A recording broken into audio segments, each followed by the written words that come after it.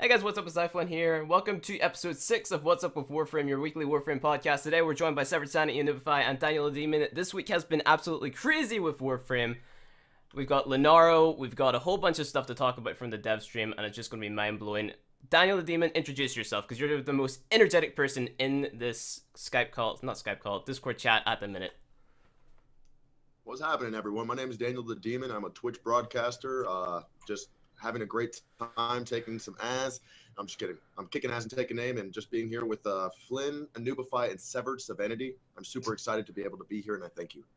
Yeah, Daniel is an absolutely amazing Twitch streamer, probably the best Warframe Twitch streamer at this moment in time, so I highly recommend going ahead and checking him out. But as I said, this week in Warframe has been absolutely crazy. Lenaro's came out, they announced a bunch of stuff in the dev stream this week, which is mind-blowingly insane, because they actually showed something that we wanted to see this week. Severed Sanity, what's your thoughts and opinions on everything that's happened this week so far? You want to do it in like 3 words or less? Go for it. Whatever you feel like doing. Holy fucking fuck. Anubify? So... You said 3 words or less! 3 words or less. 3 words or less. Oh, God, I can't even think. You want 3 words or less? Here we go. That was something all in one word. Okay, I should have included disclaimer, turned on your headphones. Crap. Yeah, we should have put that in the title. Yeah. No, it's been a good week for Warframe. Definitely worth the wait. Lunaru converted me and you. Yeah. Converted you the most. Oh, yeah. It's like a cult with you now. Oh, yeah. Lenaro is by far one of the best game modes. I have a lot of feedback on it, like, they could change the melee system, they could, make the connection a little bit better, things like that there. But the game mode, whenever you get into it, whenever you have a good team, whenever you're a host, whenever you're playing on a decent connection, it's actually really fun. And I actually played on a 200 millisecond ping connection versus Daniel today on his stream. It wasn't that bad, but, you could still notice, you picking up the ball, like the delay between. Yeah, I'm sorry. I'm pretty good at Lenaro. Like, I guess I kind of picked it up. It's one of the competitive things, and I'm really competitive nature. I come from CSGO and stuff, so that's just kind of me. I know some people might write it off as not that much of a competitive game, but yeah. So, Sev, what's your thoughts and opinions on Lenaro? I really like it. It has a whole lot of potential for the future. I think there's a couple things, like you said, that need to be worked on. Specifically, the melee spam that can just cause you to be stun locked. And even more specifically, when you don't have the ball, people can check you. And I feel like that's a little weird because that's like the only time in any sport that can happen. I don't know how many people play sports, but in any other sport that I've ever played, at least, you can't be checked if you don't have the ball. So that's the one thing that I really find a little bit concerning, aside from hosting, because host advantage is super real. I do hope that the server changes that they're talking about doing, which is switching it to a dedicated servers that can be hosted by people if they would like to do that, which is something that a lot of old school like PvP games used to do and online games used to do. Switching to that would be a really cool thing because that does allow for a lot more opportunity to get some kind of fair and balanced, like real PvP going. And I think that's an awesome thing that they can look forward to in the future. Awesome. All right, Anubify, go for it. I'm going to be the devil in the room. Oh God! Before this podcast, you're like, I'm gonna be the angel. I'm gonna be the guy that shows. I was, but that was before you was converted. You're changing it, okay? Right. Changing the game up. Yes. The dedicated service that they're on about doing and bringing in, and that it's all good for stability reasons. The real question is, why didn't they do it 2 years ago? Yeah, why didn't they do it to begin with? That's definitely something. That's the devil's side to it. But Lunaru, for me, apart from 2 occasions where it's somehow gone to 4 versus 2. Has been smooth. The dedicated service is just an added, here you go, we're going to bring some more stability, and the ping changes as well. It's going to try and match you with ping of around about your level. That gives stability to the game. But it should have, hopefully, if they incorporate into the other PvP aspects, Cephalon capturing that, should make a really good PvP experience. Daniel, what's your experience with Lenaro? I see you play a lot now. And I'll tell you, in all honesty, I love Lunaro. It has brought my burnout, because I was starting to burn out from the game slowly. I love this game with all my heart. It's just that, unfortunately, once you get to the end, of the the end of the levels. Once you get to MR 21, 22, it starts getting very slow for you. But with this new PvP mode, it literally enhances everyone's skills. It doesn't, because it's all no abilities. There's no weapons, nothing. It's 100% you. And if you're not skillful in this game, it shows that you either are good or bad. So in all honesty, I love the way that they have it. There is a lot of, necessities needed to be put. There's a lot of fixes in my opinion. Like they should do more matchmaking. They should do a 2v2, 1v1, 3v3, 4v4. They should have spectator mode. I'd be sick if they had spectator mode because I would love to do some tournaments over this. You know what I'm saying? Like there's so many different things that they can make it even bigger that it could be not an esport, I would say, but definitely something bigger for Warframe that would get other audiences in. Oh yeah, they definitely mentioned in the dev stream tonight that they're actually going to be implementing a tournament and after some of the balancing issues has been sorted out, which in my opinion is pretty good. I'm just interested in seeing how they're actually going to implement that. I forgot to mention at the beginning of the stream, this is actually a fan art, like you can see it. This is a fan art by a guy that goes by the name of, let me get his name. Oh my god, I can't find it. I am so sorry. Reagan, there you go. Reagan, he's actually a viewer of the Sorties. He's in it like almost every day. So shout out to him for making this fan art. It's actually like a fan art of, I think it's Sheldon on the left being drunk, Jeff being a ninja, Rebecca standing with a Nerf gun because she likes to Nerf things, Steve with the Beanie DLC, and then Scott being Master Rank 1 because he's been testing out all the beginning stuff in the game and going over the quote-unquote new player experience, I guess. But yeah, it's a pretty interesting fan art. But yeah, Lunaro is definitely a really great game mode. As Daniel said, it really tests your skill in the game, it tests your aim, and it tests your overall feel with the parkour, I guess. More experienced players are naturally better at it, and it like puts you in the zone. Like you really have to be good at the game mode to get anywhere with it, to get the enjoyment out of it. Like you can really tell the difference from a player who's playing for years and a player who's just started playing because they don't know how to like chain their parkour movements together. And I think that is actually pretty, cool because it's the first of ever in Warframe. Like there's never been, I guess, a game mode implemented where you don't have your abilities as crutches, which is very interesting. Like I never even thought of it in that way until Daniel brought it up. So yeah, pretty interesting. Let's talk about graphics as well. The tile set for it. It's stunning. Come on, compared to the other PvPs, tile sets, it is absolutely breathtaking. And if they add more arenas to that, especially with the War Within quest coming up, if they add something like red, like lava, oh my god, that would be amazing. 45 plat arena DLC. Even if they put 45 plat on it, just take my money, just give me more tile sets like that, because that is stunning. It's really nice to play on. Horse armor next. Whoa. Oh yeah, well the armor they brought out with it as well, which is if people don't know, it's actually 3 evolutions of it through the PvP conclave. So as you rank up through PvP, you can unlock more evolved versions. Eventually, get into the elite, the Riv Elite guard set. If you didn't know that. Yeah. So. Did everyone here actually watch the dev stream? Daniel, you watch it? Unfortunately, I was broadcasting during the time that they were doing it, so I did not get to see much. But I did hear that there was a lot of updates coming in. They were speaking a lot about the Kavats and, the War Within, the next couple of updates that they're going to be doing. That's the only thing I got from my community, unfortunately. But definitely, I cannot wait to see what they have. I love the path. If you guys have seen the warframe.com/the path, that is super sick how they made it, and I can't wait for the War Within. I really want some demon frames. I know that's a myth, but still, demon frames! Yeah, there was, in the stream, there was actually, it started off with a nip slip from the Steve, so... don't look at his cookies. Yeah, what? Yes. Never look at the man's nipples again. Yeah.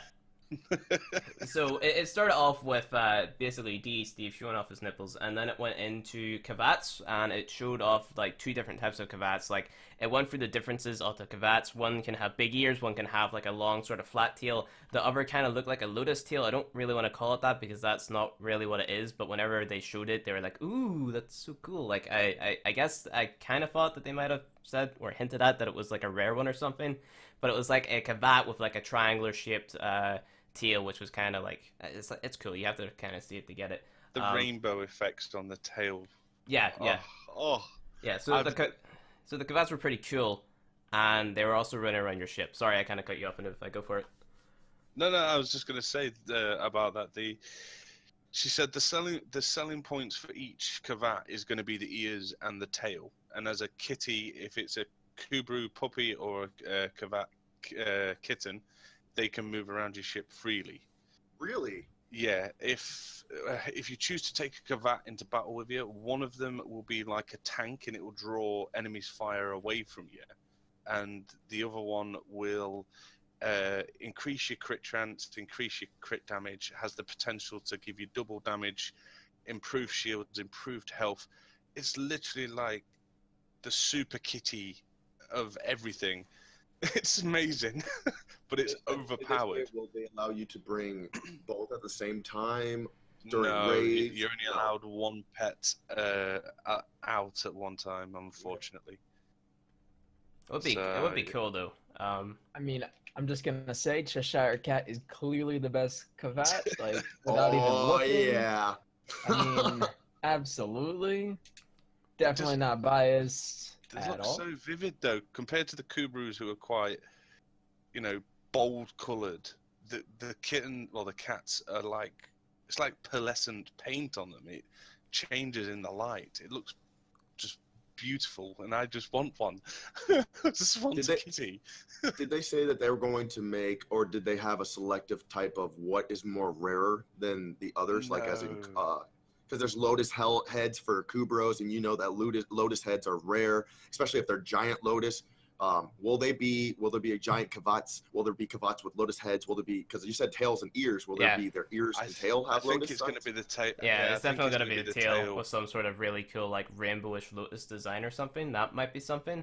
They only really showed off a blue Kavat, but I'm guessing that's just kind of the Kavat's default color. Hopefully you're able to change that, because I really want like a stripy cat or something if I were to go for one. Purple cat. The devil in the room, though. The devil in the room is the majority of the Kubru mods are going to be transferred to Kavat status as well. So it's not like they're bringing out a whole new batch of mods for Kavats only. Stuff like Sanctuary are going to be transmuted across to Kavats as well. They're going to be generic mods to be used on both species. All right, so are they going to allow you? Go for Is that it. a bad thing though? Go for it, Daniel. The question that I have is, you know how when you have your shotgun and then you have a carrier, and if you want to use a shotgun mods, you can't because you already have it on your shotgun or you already have it on your carrier. Is it going to be the same way where if it's on your Kubro, you can't take it, or you have to take it away from your Kubro to put it on your Kavat, can they both have it like a weapon? Kubrus are solely unique. Right. So is it like so say is it the hull mod, or I forget the name, the maul or something, the damage mod for the Kubrus? Yes, the maul is it mod. going to be like is it going to say, okay, so this is for Kubrus only, like, at the bottom of the mod it says Kubru, or is it going to be like your pet? Is it going to say pet there, or is it just going to say Kubru, and then is there going to be a different damage mod for Kavat?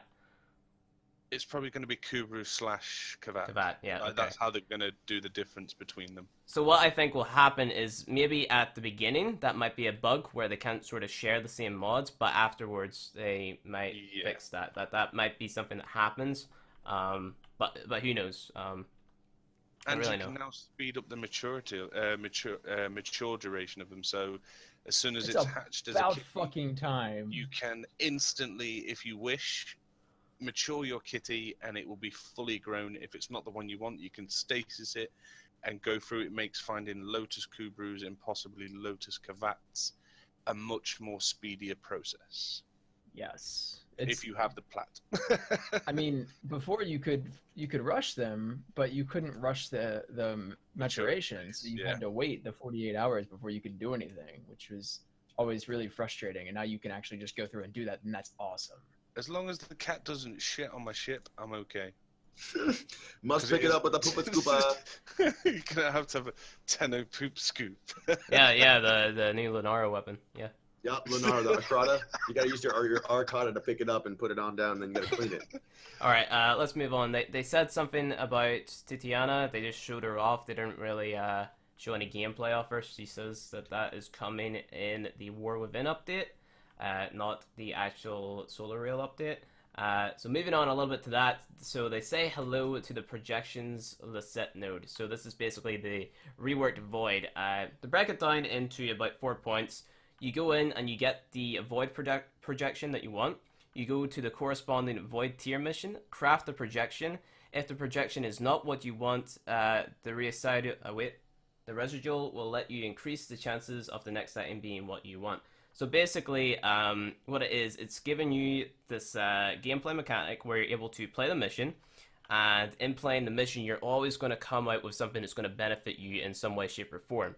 So if you go in and you get the prime part that you don't want, you're still going to have this sort of, I guess, currency, which is going to allow you to craft another one of, let's say, void keys or void tears, which is going to allow you to go in, replay the mission, and then possibly have a higher chance of coming out with what you want, which, in my opinion, is one of the best ways of doing it. So someone who has, let's say, limited void keys, comment on that. I don't. I have a shit ton of void keys. I have a shit ton of void keys. Daniel? I need more void keys.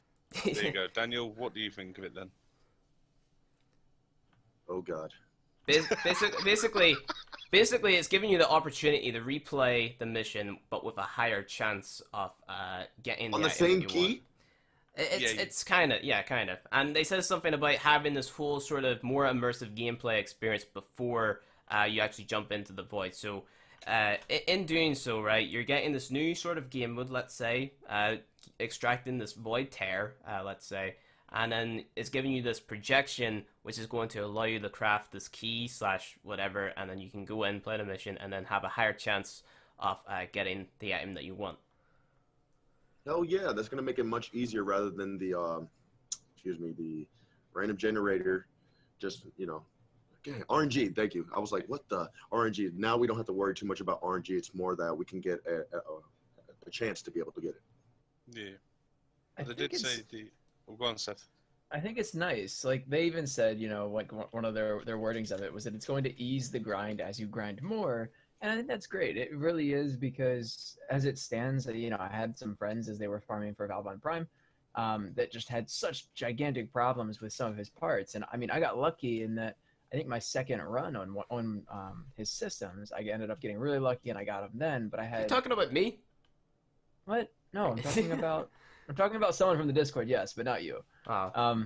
But he did like enough runs that, based on math alone, even if you do like the decreased chances and everything, like working with percentages, if you just based on math, he should have gotten like 4 systems, and he just never got one until literally the time that I went with him. The second time that we did it, we ended up getting it, and that was just rotation after rotation of like essentially pointlessness for him. That's the only thing he wanted. So that's just such a letdown when you feel that, and it really can burn you out super quickly. Yeah, they also mentioned in this Reddit post here that the void tears / projections are going to be tradable as well. So there you go. There's something as well. Yep. New Arcwing, which is basically the medic Arcwing. It kind of looks like an angel, like a bunch of angel wings in your back. That's really all they showed of it.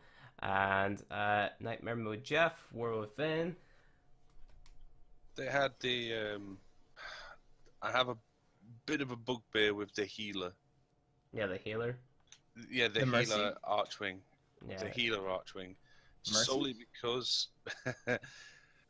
Solely because the Jordish verdict is pretty much 95% Archwing dependent. If I wanted to be an absolute douche, because I'm not limited by that, I could go healer class and literally cheese it through with constant heals, depending on the potency of the heal. Right.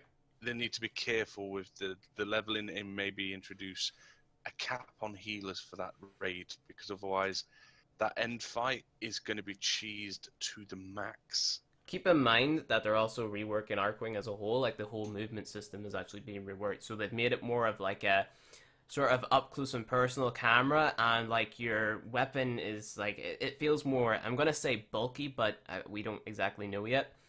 It's Flight basically simulator. yeah, kind of like that. Like you're more up close to your Warframe, and whenever you move your mouse around, you're not like moving the camera to look around you. you're actually moving your weapon and aiming the reticle so that you have on screen. And as you move your reticle like off the screen, then you start to turn around, and that's whenever your Warframe starts to turn. So whenever you start like accelerating and going forward, it's going to go wherever your reticle's pointing, right? So you can actually end up like, you know, flying above someone with your back to them, if you get what I mean. So you can like be flying backwards over a ship or something, which is, it's pretty, I'm gonna say it's pretty immersive, but at the same time it's also kind of looks a little bit clunky, but that's what we're gonna have to be looking out for whenever the actual new Arcwing movement system rework comes around, because I think it's gonna have a lot to do with the new Void Tear system that they have. Yeah, best thing they could do with that Archwing is, I know it's asking a lot of them, and I'm sorry for asking for it, but make a goddamn tutorial, because when a new player gets his first Archwing, just that motion, even though Rebecca was moving it around, being able to loop the loop on the spot and stuff like that, the new player experience is going to be like, oh, hold on a minute, what the hell am I doing with this thing? Make a tutorial, basic actions, force the player to do the basic actions, then let them loose. Then you've done your obligation to the players. I see a lot of people in chat asking about Corrupted Vor. Basically, what's going to be happening with the... your Void keys are still going to be a thing, Daniel, by the way. What's happening with the Void in general is it's just going to become a playable node. So you can just run into Void and, you know, literally just play the Void to farm up all your Argon and stuff. So I'm going to guess that the Corrupted Vor is just going to become a boss on the Void node tile set. Or he'll just randomly spawn in while you're playing a Void mission. She said about the difficulty levels, the Void Tears themselves, when you transmute your keys, the drops now are going to be labelled as common, uncommon and rare. That's the way you're going to be able to farm for them. But when you go into the tier itself, you're going to get the option to increase the difficulty, which is going to respond like choosing Tower 1 through to 4. Meaning if you go for the hardest difficulty, chances are Vor is going to come after you, which you shouldn't be bothered about because the mods you drop are crap anyway. But that's how they're roughly going to work it. Right, and it also says that they're going to show all of the Prime gear dropping within the game now, making the wiki pages almost irrelevant. So yes. That's a positive step in the right direction. That's a very positive step in the right direction.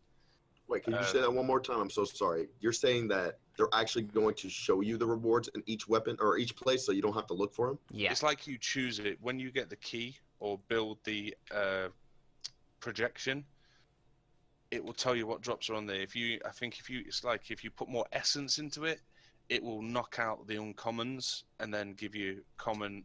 It will drop out the commons, give you uncommons and rares as potential drops. Put more essence in, and then you get a better chance. So they're spreading the primes around a bit more, and it gives you more as a player a precise goal to aim for. If you put more into it, you'll get more out of it. Yeah, so basically, Daniel, all your Void keys are going to turn into this new sort of currency thing, which allows you to sort of generate these Void missions. So, yeah, that's pretty cool. I have a question in the YouTube chat here saying, what are your thoughts and opinions on the Prime Vault now that the old missions will disappear? In my opinion, there's still no excuse for it. Daniel, go for it. Prime vaults. Are you talking about the vaults where you used to have to put on your keys and be able to go out and get some mods? No, we're talking about Prime frames being vaulted, like locked away from the player base. Okay, let me read this question. It's the same thing. If they're still vaulted, did they say anything different that they're vaulting, or they're going to take away anything from the vault, or not really? He's basically asking, you know, what do you think of Prime frames being locked away now that this new system's being implemented? Like, do you think there's an excuse for Prime frames to be took out of the game? Or do you think it's just, you know, they're doing No, I love the vault system that they have. It feels like if you want that part, or if you want that Warframe, you better be online and be able to play with us to get it. If you don't want it, or if you missed out on it, you should have been able to play. And if not, trade up. You know, you can get some Prime gear, trade it into, and get, you know, from the trade. It's self-explanatory. I like their tactics. Their tactics that they have done has made them the best freemium, literally video game. Like no other game compares in my eyes. As a free game on 3 consoles, PC, PS4, and Xbox, that's nuts. Alright, but so, a lot of people ask them the question as to why these frames were locked away, and their response to it was, you know, they had server limitations. What do you think of that? So do you think they're actually doing it as like, Really? yeah, do you think they're actually doing it as a way to, I guess, market the gameplay more and make people want to go for these exclusive items? Or do you think Yeah, maybe it what is they just said limitations? what they said was just, you know, a candy cover up. They really mean as what you just stated there. I feel that definitely they put it away. There's no servers compatibility, because if not, then why would we all have our, you know, have all these items in there? We have all these Frost. I have Frost Prime, you know, extras. I have Rhino Prime extras. Loki. That's clogging up the server. That's clogging up with items and inventory. How is just having another item in there inside their, you know, I guess RNG pool that they have make it a little bit more stress on the server? That's just to me. In all honesty, I think that the Vault is just an idea for marketing, and I really like it. All right. 7 Anubify, go for it. Either one. I I'll let you agree. go first. Oh, Go, thank Seth. you. Such a gent this evening. Well, you told me I could go first last time. Oh, yes. Thank you very much. Yeah, I think it is a bit of a Go marketing first aspect. anyway. You literally just went first anyway. Wow. Sorry? Never mind. You told me to go first. It is a marketing thing, solely because if those primes came out of the vault permanently, the plat wouldn't be in there, if you get me. Like, Yeah. currently, as they say, 1,000 plat for an Ember Prime, if you're lucky. That means someone at some point is going to have had to have paid for that 1,000 plat, which is money for DE. And I think if they took it all out of the vault and put it all in the game, the market would crash, because why would you want to buy it when I've got 500 plus void keys. I could easily farm those parts out. I could farm them out instantly.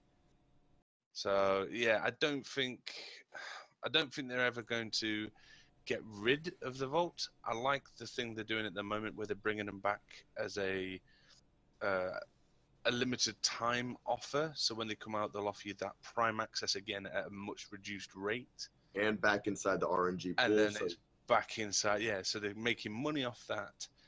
The cost of that prime, because you can farm it for that 2-week period, will drop in price, but the older ones go up in price. So that plat currency turnover is just money for DE. That's my thoughts. Sav, your turn. Let's go.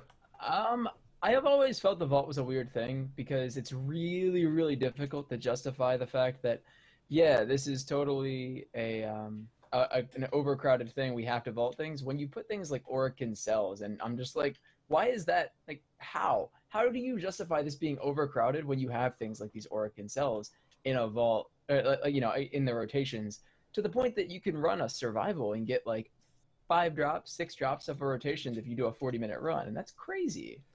Like, to me, that's absurd. But I think it's a marketing thing to an extent. I don't think it's like them lying to us. I think there are some server limitations there, but I think it's exacerbated by the fact that they put some weird things in these drop tables to begin with. If that makes sense.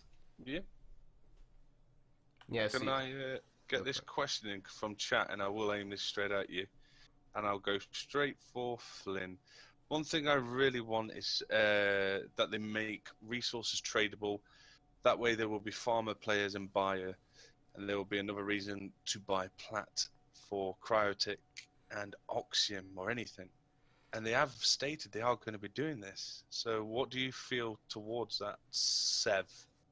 I don't feel as though resources should be tradable. To me, that's something in the game that should be farmed for. I feel like as soon as you can start buying resources from players or trading for resources from players, then you have people that can, like Flynn or myself or yourself or Daniel, that have played for long enough that have the resources that can just say, oh, hi, friend that's never played this game before. Here's a whole bunch of resources to get you started for your first 4 Warframes that you'll ever need. There you go. You're done.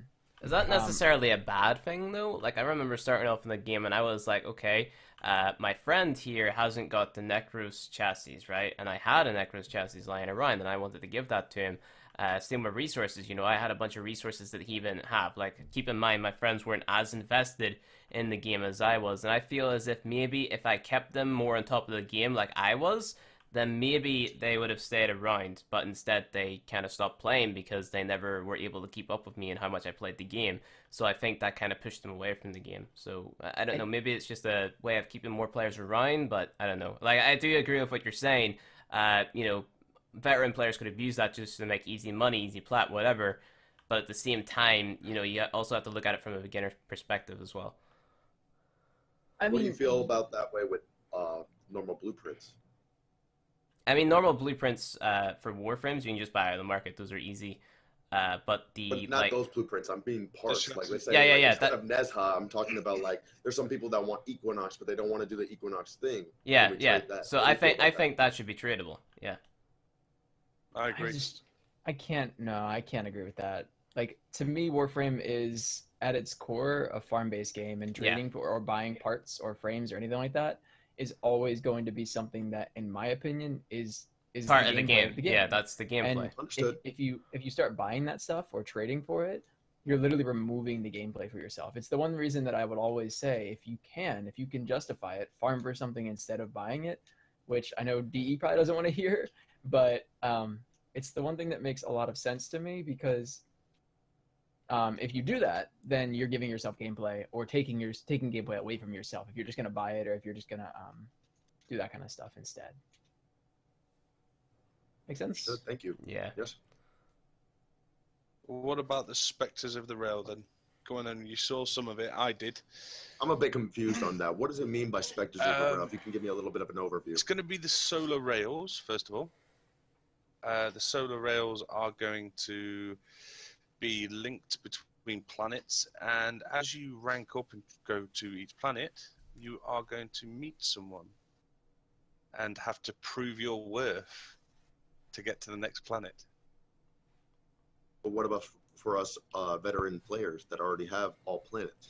They said that we'll steal something from it, but it's going to be an event-style thing where on the day it's released, they're going to message all the veteran players and encourage us to go through it, because there is... Steve showed a little cutscene of our ship going to this solar rail place to repair it, and he didn't want to leave the ship, but he went towards the end, well, the back of his ship to come off it, and there was a guy in the prayer position sort of thing on his knees, not looking at you, looking away from you. So there's this shadowy figure off the back of your ship that you've got to go talk to, possibly kick the living shit out of. You don't know, but it looks very, very much like the star map has completely redesigned the way the game is going to work, which for me is a very, very welcome sight. I will say, I doubt you're going to go kick the living shit out of him, because every time you want to go anywhere, you just kick the living shit out of some guy. Like, at a certain point, he's going to be like, just go, I don't want to anymore, I'm done. But it did look good, though. You can't deny it. What they've done with that map looked absolutely awesome. The first thing one of the people in my Discord says to me is, it looks like the Destiny map. I'm not like bashing them. It has its own unique Warframe style. Yeah, Destiny. I've played it as well. It looks like a more evolved version of it, if you get what I mean. Like it's this really dark sort of, like, I almost want to say photorealistic a space sort of thing, and it looks really cool. Where Destiny's is just like a flat 2D thing with like, oh yeah, okay, we have a Venus that kind of jumps out, and it's like weird. I don't know. I'm doing a weird thing with my hand here, where I have my hand like up to my nose. It's like, what? But they're going to be introducing a new player experience. Here, that's one thing that is a massive pro, where they're going to highlight a certain path for the new player to follow. And obviously that's going to indicate some form of pathway for them to go down, and that will give them the basics and stuff like that. And then when they get to the solar rails, it's like an MR test, as well as, like, you know, prove you're ready to go on to the next stage. It's going to be like a trial. You know, you've got to prove that you've absorbed information that's been given to you to progress, which I think is a very good thing, because then it makes sure the player isn't overstepping into territory where they're not prepared to go. So I agree completely. It just looked amazing. The stuff we showed on it, he didn't want to go off the ship because it would have triggered something. So the Spectres of the Rail for me looks, yes, give me. With this, if you don't mind me asking, did they introduce any new planets or anything further for us that, because as you know, our MRs are going to be getting bigger and bigger, up to 30, if I remember correctly. So will there be new weapons or not new weapons, excuse me, new planets to be able to get for higher level peeps rather than endurance runs? Because endurance runs, you can, layer up, you can be able to get better and bigger levels. But when you do, a new planet that starts with at 100, that'd be kick-ass. What is it? So new nodes. There's a theory about, and I'm not sure if this is confirmed, so correct me if this is confirmed, but as far as I know, it's more just a talked about idea at DE, a difficulty selection in general for the new star map, so that you can just say, okay, well, I might be going to Mercury, but I want level 70 enemies on Mercury because that's just the missions that I want to do here. I'm not sure if there's going to be any additional reward there, but it's definitely nice that they're thinking about a player that might be endgame and might want a little bit of a challenge instead of literally just walking through with a MAME Equinox and not doing anything because your base MAME slash that only does like 200 damage is just one-shotting everything at that level. They are introducing the difficulty levels. They're allowing difficulty levels. They've got these solar parts. Steve let slip some new nodes that he weren't supposed to show. I didn't manage to catch the name of them, but there's definitely new nodes coming, and it's very secretive stuff because he didn't want to say a goddamn word on it because it's kind of like his baby there. The whole reasoning behind it is, as someone said there, MR. It's not so much MR locking people's progression. It's MR locking, it's like locking people out on their knowledge of the game. So if they're not ready to progress, i.e., they haven't got the certain skills to pass these so-called trials, they ain't going to progress past that planet or that solar rail, let's say. And these have event mods. They're going to reward you if you pass the trials, guys. So make sure. I'm MR21. The first thing I'm going to do when that comes out is I'm going to do every single one of the fuckers. Sorry for my French there. I'm going to go through them, and I'm going to record each one, and apparently they're going to change up as well. So it's going to evolve. It's going to be cool. Embrace the chaos. But he's a bit nervous because he's a bit behind on the schedule, and when it's released, he may have to hotfix it out on the fly, he said. That was his exact words. I may just have to wing it and hotfix it out as it breaks. So expect bugs, and expect not so much game-breaking bugs, but experience-breaking bugs. There you go. Yeah, so Daniel, I put a picture up of the star map. Look at that. Yeah, I was trying to not speak out of turn, but oh my god. Yeah, so that is, if you also look closely, you see just like in below the sun type thing right there, you see the moon. So the moon also has its own node right now as well. There is off to the far right, and the void is also off to the far left, so the void has become its own planet. And yeah, that's also pretty cool. I'm probably going to throw up a picture of the Kvatz as well. So if you guys want to talk more about something, I'll go get that picture. Right. Oh, what was I forgot what I was going to say. The new Archwing movement system, I think that's pointing towards, because one of the things they had talked about for Titania is her being able to like shrink herself, and then she would move around the map like an Archwing kind of thing. And I'm not sure if this is a confirmed ability, but it was something that they had talked about. I know.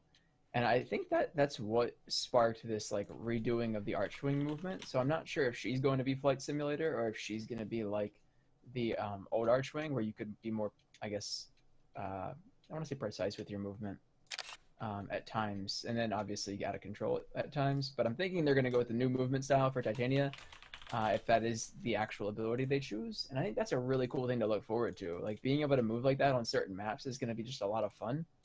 One of my new favorite frames just to mess around with is Zephyr, and I just love using her because of the way she can move around the map. It's very unique and very different. Yeah. So having Titania to kind of also do that is really cool. But I'm just super excited to see how you were going to get her and stuff like that, because obviously she's dropping with that third update they said. Yep. So I'm am curious if it's going to be a quest-based frame or how they're going to drop her, because it's always really cool to see how they make a new frame appear in the game. It's a little unfortunate when it's a dojo research frame like Wukong was with Alertarium there, but it's always fun to see something like Atlas. The way you get him is really interesting and unique. I like the way you get Chroma. I just think it's a really cool quest and fun to do. Do you believe frames should be quest based?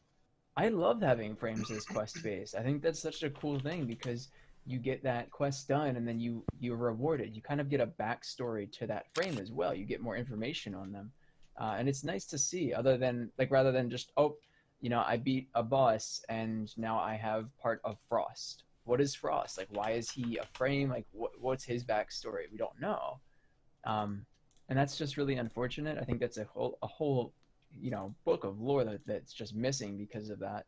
I'm not saying they should all be quest based because I think that becomes a little crazy, but I think a good majority would be awesome as quests instead. Now I will say I don't like when it's time quests that are based on, okay, now craft this and come back in 12 hours and then you can continue your quest. That's always really annoying because it completely halts your progression and it feels really bad.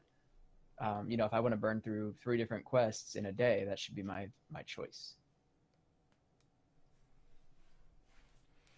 What do you guys think, I guess, about quest frames?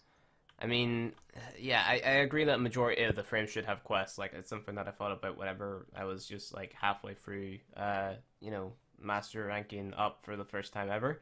I thought, okay, it'd be cool if Banshee had her own quest. It'd be cool if Volt has his own quest, that type of thing. Implementing on every frame obviously is a bad thing because sometimes there is lore implementations behind frames that should, I guess, already be explained. For example, Mag Primes. She has a shit ton of lore behind her, but there's nothing in the game that represents that lore. I think things like that there should be implemented, but not every frame should, of course, have a quest tip because that just makes like every frame sort of, I don't know. I wouldn't agree with just playing a quest for the sake of getting a frame, but then again, it would add a lot of content to the game. I actually have a picture of Titiana up right now. How do you say it? Titiana or what? Titania. Titania. I call her Titiana. I don't know why or where I got that from, but Titiana. Tits frame. Tits frame. So, yeah, I don't know. She looks like a cravat if you look at the head shape. Yeah, let's compare. If you squint, turn your head sideways, close one eye, and hold your left nostril shut. She's going to be linked in with them, isn't she? Let's be honest. She looks infested if you look at the butterflies. She is the mother of cats, and she's here to retake, I guess, Western. I can't connect it. Anubify, help. Westeros. I wasn't gonna they say said Westeros. they're gonna add more butterflies to the overall thing, and I want to point out that someone in the chat, I wanted to find him and batter him because he turned around and he said, the concept looked way better. It's like any concept drawing looks better. I honestly don't agree. I love the way this looks. Yeah, but any concept drawing will look. Any concept drawing will look amazing because you've got the whole color palette. They've converted that from an image into the goddamn game, and it looks vibrant. Look at the butterflies glow for one. The design of it's unique. And then stood next to a kitty cat's there. You just want to stroke him. But yeah, they were judging it on the concept drawing. I was like, for all you know, this frame is going to be one of the most OP when it's released. It probably is. It's going to do an Ant-Man style thing. It shrinks, it gets stronger with melee. Okay, a lot of people are asking questions about damage 3.0 in chat. I feel like, yeah, like that guy in the chat saying, I think it's Tyranny, saying people make a big deal out of things that they talk about in dev stream, but they do that with good reason. Whenever a developer sits there and says, yeah, we're going to be reworking the entire damage system in the game, mainly making it so suppression isn't a thing anymore, people tend to get up in arms on that, and like I agree with what you're saying. People do make big deals out of things. But you know, it is all with good reason, and it's more. I guess it's made more of a big deal by content creators because it stops them from making content. Of course, it hasn't been confirmed anywhere, but it is something that they said on past dev streams that they would be doing. So that's why people talk about it. We're not like sort of firing shots at you in any way, but I'm just saying that's why people like to talk about it. I mean, damage 3.0 is pretty much confirmed. Like, I mean, I actually would say it is confirmed. Like, they've talked about that it is something that's coming, but it keeps getting pushed back for one reason or another. And I honestly think it's a good thing that it's getting pushed back, because I'd rather it get pushed back than they release damage 3.0 and then 3 months later they go, okay, well, we need damage 4.0 now because this didn't work the way we wanted it to. So I'd rather them release it and be in that like really good state where they're like, this is where we wanted it. I will say though, if you're worried about leveling up your damage mods, don't be. They will compensate you for it. They've already confirmed that if they do remove those kinds of mods, because of the investment of cores, you'll get that equal investment of cores back. The only thing I would say is don't buy primed mods for plat for those damage things. Wait for Barrow to bring them or something like that, because if you invest the platinum to buy them, they're not going to reimburse you for buying a, let's just say, prime point blank, because that would be too difficult for them to do. Like, you know, going back and saying, hey, I spent 200 platinum on a prime point blank, and then the cores to rank it up, and then some, you know, they can't reimburse you for that. Yeah. Well, Honestly, I think them releasing these new Prime mods, like they said on the dev stream today, that they didn't mean to release Prime Point, not Point Blank, Prime Pressure Point. I mean, you can have your own thoughts and opinions on that, whether you think they meant to or not. I think that they are going to actually make those mods do something different, and they're going to make the primed mod stats of you know, those mods, you know, be, you know, just on the weapon at base. I definitely think that they are going to keep those mods in the game, because if they didn't keep those mods in the game, they wouldn't release them. But however, they did say in the stream today that they didn't mean to release primed pressure point. They did show it in the codex a long time ago, but you know, there's a lot of things been shown in the codex, like prime streamline's been shown in the codex, primed intensify. So, you know, on that note, I do just want to say, with where it's located with Barrow's inventory, I can kind of see that that's true. But I'm wondering if, because it is like the last thing in his inventory, I'm wondering if it's, oh, we didn't mean to release it until 2 weeks from now. You know, it was supposed to be the first thing 2 weeks from now, like in the next Barrow. Yeah. Just because of where it's located, you know, it being the very last thing, maybe it was like the next thing, like the first thing in the next rotation, and it just ended up coming out in this one. But I don't see them releasing it and then not just taking it away again, because they've done that kind of stuff before with certain mods that came out as drops and just reimbursing all of the yeah, but they would have did that by now. Do you not think? Yeah, I feel like if they didn't want it out, then it would be gone by now. We wouldn't have gotten it, because that was something they knew when they released it. Oh, whoops, we put that in there. Should we get rid of it? No, we're gonna release it in 2 weeks anyway. It's not a big deal. I feel like it was an apology, because they did talk about damage 3.0, and they've had to put it back because of, you know, unforeseen problems, complications. Oh, we got focusing on Lenaro from Steve. Yeah, you've got that, and it was like, here you go. Here's a prime pressure point. You know, it's going to increase your melees. We're really sorry, but here's something to, you know, give you instead. But yeah, damage 3.0 not coming. It's a disappointment, but at the same time, do you want it to be perfect, or do you want it to be bugged as shit? Yeah, and I think that pretty much wraps it up for the entire podcast tonight. I mean, is there anything else that you guys want to talk about? One last thing, and it was that joke, that nightmare scene they showed of Jeff. Even though people were laughing at it, you know, he was imitating, the guy in the suit was actually imitating a Warframe of some variety, and it looked to be damaged. So maybe a cinematic where your Warframe is actually going to be a bit overpowered by the queens, maybe? Who knows? Or fighting against a sandstorm, honestly, is... But holding his stomach? I think I was just holding him back for, like, resistance, so he could lean forward. Like, against the wind.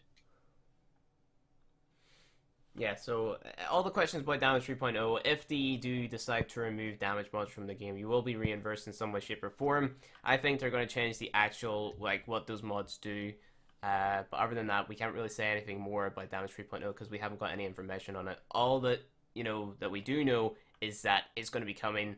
Whether it comes soon or whether it comes like a year from now, it doesn't matter. I'm going to start making weapon builds just because I've waited this long for it. I'm going to make weapon builds for videos now. And, whenever Damage 3.0 comes out, I'm just specifically going to put Damage 3.0 builds in the title because, that's, in my opinion, the best way to do it. But, yeah. Any more thoughts and opinions before we end the stream tonight? I'd like to mention the reworks to Loki, or not Loki, Limbo. Sorry, don't crucify me for saying Loki. I'm sorry, but Limbo and Ash. They did say Limbo is on the radar. And Ash, they talked about how they're working on trying to figure out what to do with his ultimate. That's my favorite!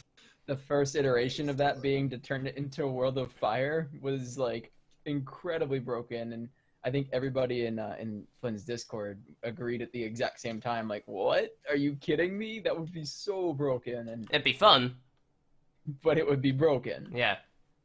Just press 4, Ash T, 4 defense, easy win. Yeah, so whatever they decide to do with it, I think it's going to be fun. I think it's going to be cool. Because I think they understand that we like Ash because of that ultimate, because it is a very, very, very cool thematic thing. But it's also a cinematic when you press it, and you kind of just stop playing Warframe for a few seconds while you watch Ash kill everything. So I think it's going to be a good rework. I think people should quell their anger at it being reworked if they have any. And just kind of let it come, see what it turns into, because I feel like they're going to do it justice. I really do. All right. I guess that's pretty much it. Unless, Daniel, you want to add something?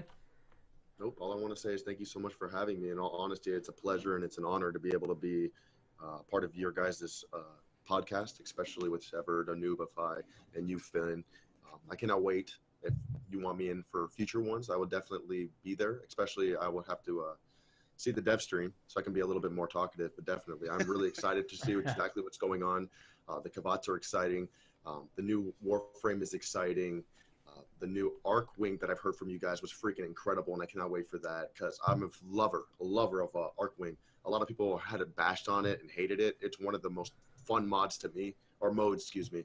I don't know. I like the weird things that a lot of people don't like. I love Lunaro. I love Arc Wing. I don't know. Hate me. Kill me.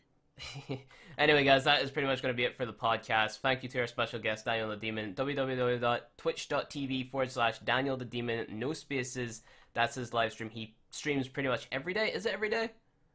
No, sir. 4 times a week, but 4 times a week. Schedule's there. There you go. 4 times a week. He streams for a long ass time. And amazing streamer, so energetic. Get him to the top at all times, guys. We need him up there because he is such an influencer in the community right now, especially on the Twitch side. He's one of the best Warframe Twitch streamers to date. I cannot stress that enough. Definitely get him to that Twitch partnership. He really does deserve it. But anyway, guys, that is going to be it for us. Like, favorite, comment on the video if you're watching in video form. Share the stream. Do your stuff. Thank you for watching, and we'll see you guys in the next podcast.